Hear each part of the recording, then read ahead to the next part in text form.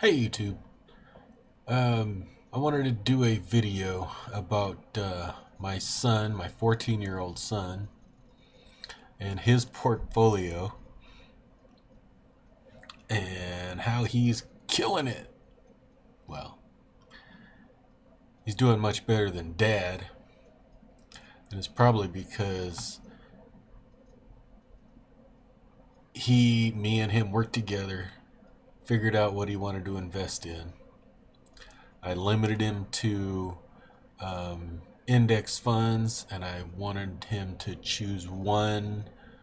I was gonna have him choose one stock to buy, um, but we couldn't figure out which stock we wanted to buy. Um, so he ended up with a sector mutual fund, actively managed, and yeah, he pays no attention to it. I asked him if he wants to buy something,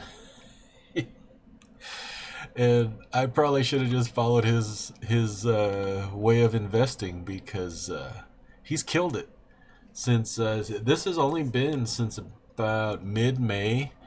Um, I think he put in $1,500 of his birthday money and Christmas money over the years, but he didn't invest all of it. I think he invested about half of it, and he left the other half, and then he's got an automatic deposit that goes in every month. But these are there's four holdings that he's invested in. One's the money market account that is just money market. Uh, the next one is the Fidelity FNILX, which is the Fidelity Zero Expense Large Cap Index Fund. It's very similar to the S&P 500, and I would say it mirrors the S&P 500. But the how Fidelity got to be zero expense ratio is that they didn't buy the license to advertise it and to track it from the S&P, the Standard and Poor. The Standard and Poor charges funds and ETFs a certain amount of money to be able to say, oh, this is the S&P 500 ETF, or this is the S&P 500 mutual fund.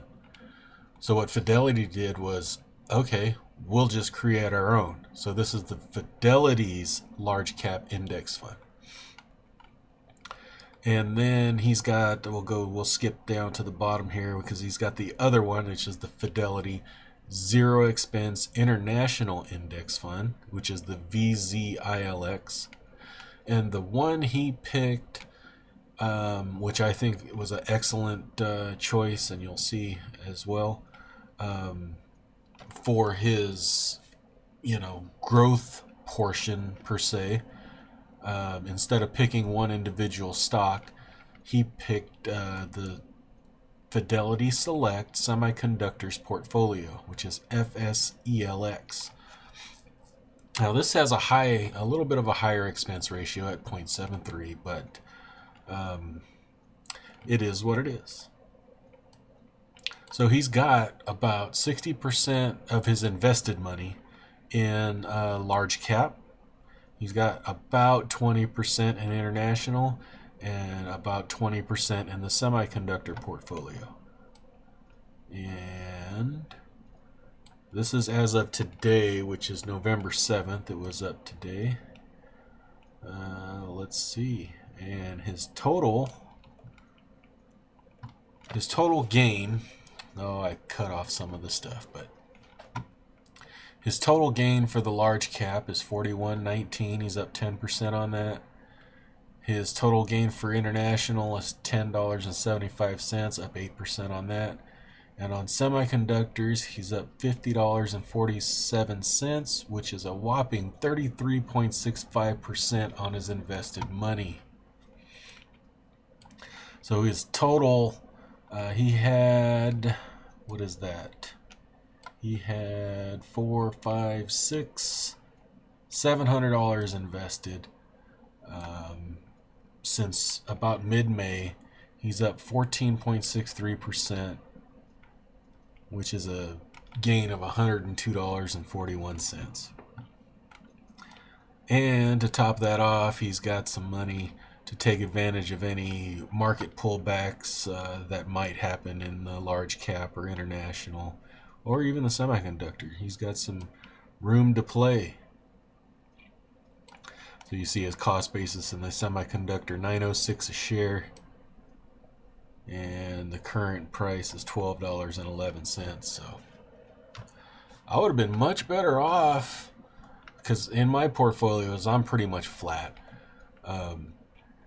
for a full year, and my son's up 14%. But we also have different timelines. We have different requirements from our portfolios. His is, he's 14 years old. He's going to have this portfolio for, 40, 50 years. So I think he's got a good start. And he asked me every once in a while, is there anything going down so I can buy some more? And I've been having to tell him no, because his portfolio has just been outperforming. Anyway, that's my son's Fidelity fund account. No individual stocks. 2 of Fidelity's free index funds, and an actively managed semiconductor mutual fund. And yeah, he's killing it. 14.63%. You go, son.